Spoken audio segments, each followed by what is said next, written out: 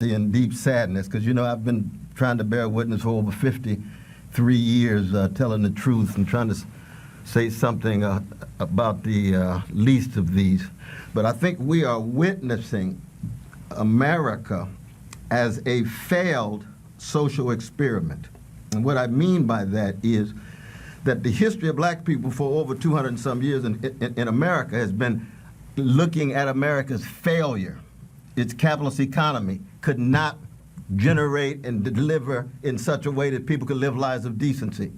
The nation state, its criminal justice system, its legal system could not generate protection of rights and liberties. And now our culture, of course, is so market-driven, everybody for sale, everything for sale. It can't deliver the kind of really real nourishment for soul, for meaning, for purpose. And so when you get this perfect storm of all of these multiple failures at these different levels of the American empire, and Martin King already told us about that. When I saw those pictures there in Atlanta, you could see Martin right there in Atlanta saying, I told you about militarism, I told you about poverty, I told you about materialism, I told you about racism in all of its forms, whatever forms it takes. I told you about xenophobia.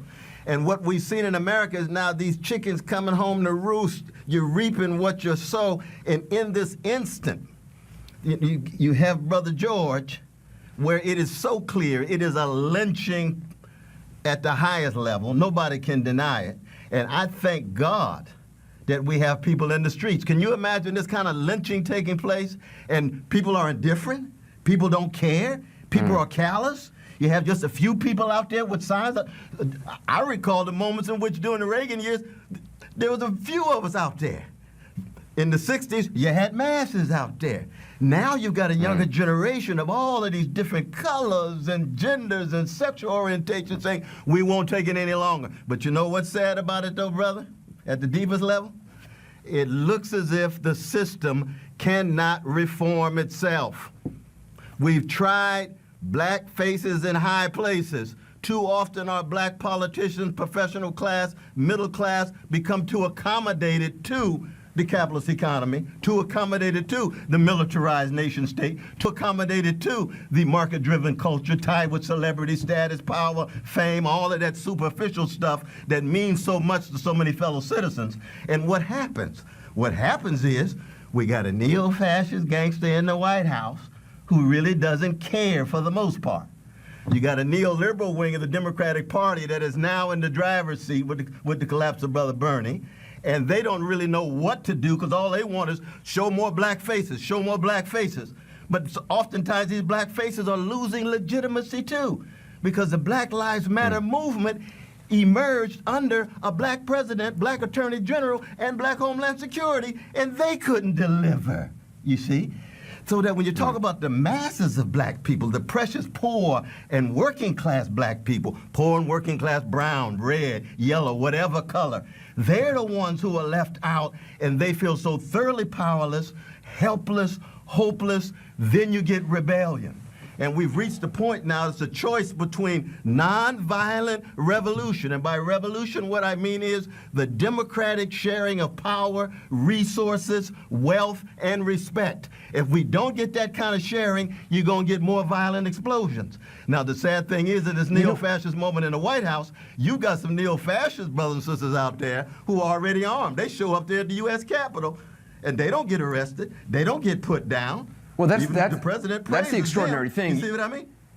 You have these white weekend warriors showing up as if they're former special forces ops when they're not. Busting into the State House, and the president praises those people, and yet everybody else is a thug to the president. He quotes, a white sheriff from the South in, I guess it was 67 or maybe 68.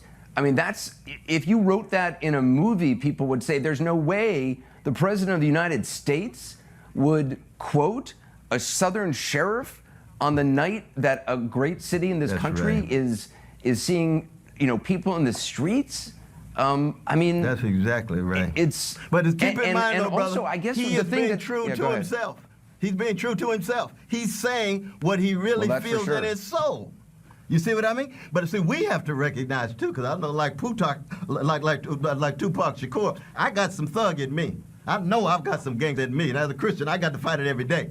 What does that mean? That means we have to call people who they are. A neo-fascist thug in the White House calls my brothers and sisters in the street thugs. So that then the question becomes, how do we keep alive moral, spiritual standards, keep alive, stand in contact with the humanity of all of us across the board, but recognizing we're living in a moment of massive economic, what is capitalist economy? Failure when it comes to delivering the needs. The nation state, failure to protect.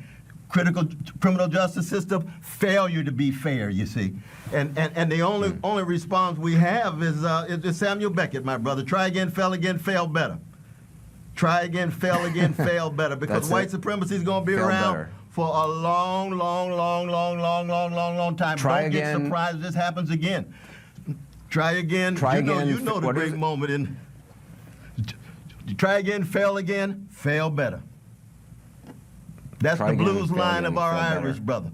But the question is, we must fight. Even in a moment in which we have a failed social experiment, we must fight, and we must have an anti-fascist coalition against what's going on in the White House Republican Party. We have to tell the truth about the milquetoast, cowardly activity too often that we see among a neoliberal wing of the Democratic Party, and we must be critical of ourselves in terms of keeping alive the highest moral and spiritual standards of Martin Luther King Jr. and Fannie Lou Hamer and Ella Baker, and you see it at work in the soul of Brother George Floyd's family. Dr. Cornel West, I appreciate your time tonight, and love you though, brother. You stay strong, man. Thank you.